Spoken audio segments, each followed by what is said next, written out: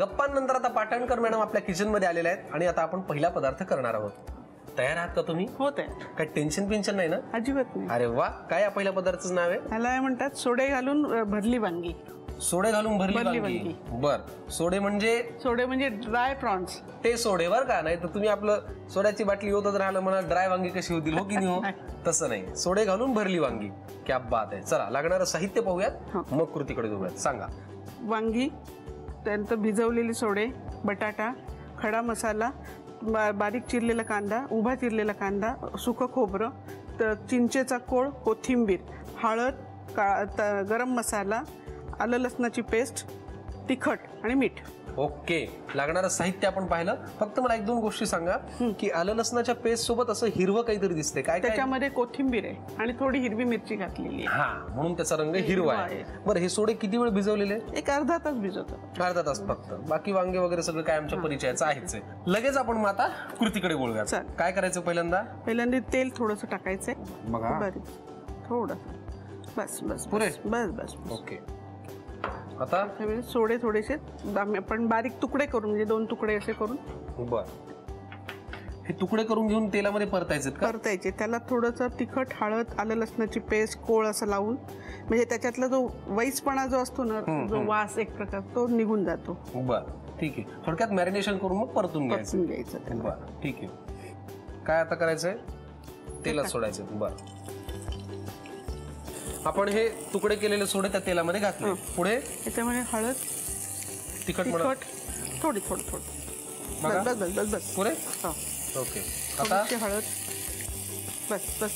Okay, त्यानंतर थोडासा मसाला, गरम मसाला. बर, चिंचेचा कोळ, बस बस बस. आणि आलं लसणाची पेस्ट. आलं लसूण मिरची पेस्ट किती लागेल? इतकी लागेल? हो, बस. पहिल्यांदा आपल्याला जरा ते परतून आणि हे सगळं एकत्र करायचं. चांगलं चवचवून असं घेतलं की ते त्याचा जो हे असतो, फिशचा जो वास असतो तो कमी होतो. बरं, जो उग्र वास येतो हे करायला लागल्यानंतर, जो आता मी इथे फील करू शकतोय, तो जरा कमी होईल, कारण आपण त्याच्यात चिंचेचा कोळ वगैरे बरंच काय काय घातलंय. चिंचेचा कोळ आणि आलं लसणाची पेस्ट, त्यामुळे हा जातो. बरं, आता काय? हे बाजूला काढून ठेवू आपण. त्याच्यात काढून ठेवू. मी काढतो द्या. ह्याच्यामध्ये आपण, याच भांड्यामध्ये आपण थोडं कांदा खोबरं तळून घेऊ शकतो. तळून घ्यायचंय? हो. किती लागणार तेल? अगदी 1 चमचा. बस बस बस बस. ओके. उभा चिरलेला कांदा. पुरे इतका? पुरे.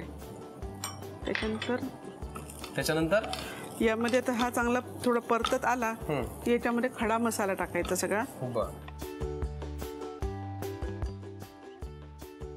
हा, बस बस बस बस. त्याला काय आता परतून घ्यायचं? ह्याच्यावर खोबरं टाकायचं. हे परतून झाल्यानंतर काय पुढची कृती आहे? याचं वाटण करून घ्यायचं मिक्सर मधनं. फक्त याचं आणि मग हे मिक्स करायचं सगळं. अच्छा, याचं आपल्याला वाटण करून घ्यायचंय. हो. आणि मग पुढे आता हे वाटण आणि मग हे सोडे याच्यात मिक्स करायचे आहेत. बरं. आणि ते वांगी आणि बटाटा यांना सगळे भरून नंतर फोडणी थोडासा कांदा टाकून ते दोन्ही त्याच्यात शिजवून घ्यायचे, थोडं पाणी करून. ठीक आहे, म्हणजे आपला पहिला टप्पा वाटण करून ह्याच्यात मिक्स करायचं. आणि मुगाची डाळ. किती लागणार? तूप 3 टेबलस्पून टाकू. बस पुरे. हो. आता हे आपल्याला भाजायचं आहे. हे जे मिक्सचर आपण केलंय ते किती लागणार आहे? हे सगळं घेऊया.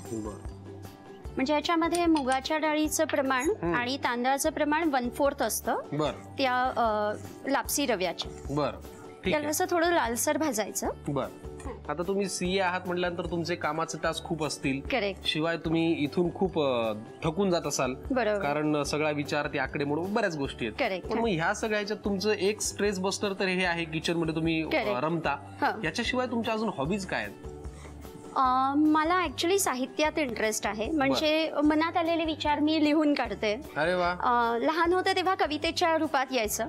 आता थोडंसं म्हणजे गद्यात लिहिते. पद्य बंद केलंय, पण सध्या गद्यात लिहिते. बरं, वा. झालंय वाटतं? हो, झालंय. आता डेसिकेटेड पूर्ण टाकून घ्या. मी 1/4 घेतलंय हे सुद्धा. तर हे पण म्हणजे त्याच प्रपोर्शन मध्ये जितमे आपण मुगाची डाळ घेतली आहे, खोबरं पण आणि खसखस पण घ्या. ती पण सगळी? हो, चालेल.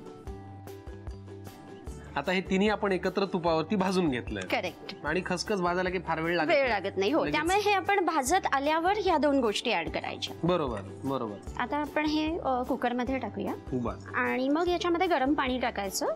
म्हणजे साधं पाणी टाकलं तरी चालतं, पण मग लवकर करण्यासाठी आपण गरम पाणी टाकू. गरम पाणी. ठीक आहे. आपण जरा मी तुम्हाला मदत करतो. हे आपण आता भाजून कुकर मध्ये घेतलं. आता पाणी टाकूया त्याच्यामध्ये. किती लागणार पाणी? 4 टाइम्स हवं असतं तर बघा अंदाजाने अंदाज टाका आणखी. हा बस पुरे. बस. बरं. आणि याला साधारण किती शिट्टीपर्यंत वाट पाहिजे? आता 1 शिटी येऊ द्यायची त्याला. आणि मग थोडस स्लो गॅसवर ठेवूया आपण, म्हणजे ते खिचडी सारखं शिजून होतं ते ऍक्च्युली. बरं. मग आपण एक काम करूया. आणि आता आपण करतोय गव्हाचा खिचडा. त्याच्यासाठी लागणारं जे शिजवून घ्यायचं मिश्रण होतं ते आपण कुकर मध्ये घेतलंय. बरोबर. आता आपण ते काढून गार सुद्धा करून घेतलं. करेक्ट. आता हे आपण पॅन मध्ये घेऊया. बरं. तापत ठेवलाय आपण पॅन. हो, त्याच्या आधी काही घालायची गरज नाही. गरज नाही. आपण इथे पण मिक्स करू शकतो. बरं. आता याच्यामध्ये दूध, साखर, वेलची पूड हे सगळं टाकूया. बरं. दूध साधारण 2 वाट्या आपण घातल्या. 2-2.5 वाट्या. बरोबर. साखर पण 1 वाटी, म्हणजे जेवढं आपण गव्हाचा तो लापसी रवा घेतला होता तेवढी साखर. वेलची पूड साधारण चवीसाठी अशी. आणि हे बदामाचे काप आणि काजू आपण नंतर टाकूया. नंतर घालू शकतो. ठीक. आता ह्याला मिक्स करून घ्यायचं. आणि आता हे मिक्स झाल्यावरती पण एक 5-10 मिनिटं मंद आचेवर याला उकळी येऊ द्यायची. आणि हे दूध ऍक्च्युली याच्यामध्ये नंतर ऍब्झॉर्ब होत जातं. बरोबर. मग सगळं एकजीव होईल आणि छान त्याला एक घट्टपणा येईल. बरोबर. याच्यासाठी आपल्याला आता आणि मग हे थोडंसं असं एकजीव झालं की मग आपण काजू आणि बदामाचे काप त्याच्यामध्ये ऍड करू शकतो. बरोबर. आता याला उकळीपर्यंत मला सांगा, तुम्ही मग अशी म्हणालात की तुम्ही पद्यात आणि गद्यात लिहिण्याचा प्रयत्न करता. रिसेंटली तुम्ही काय लिहिलंय, काही आहे लक्षात? एक कवितेचं एक छोटंसं, म्हणजे आहे मोठी कविता पण त्याचं एक 4 ओळी सांगते. प्लीज ऐकवा.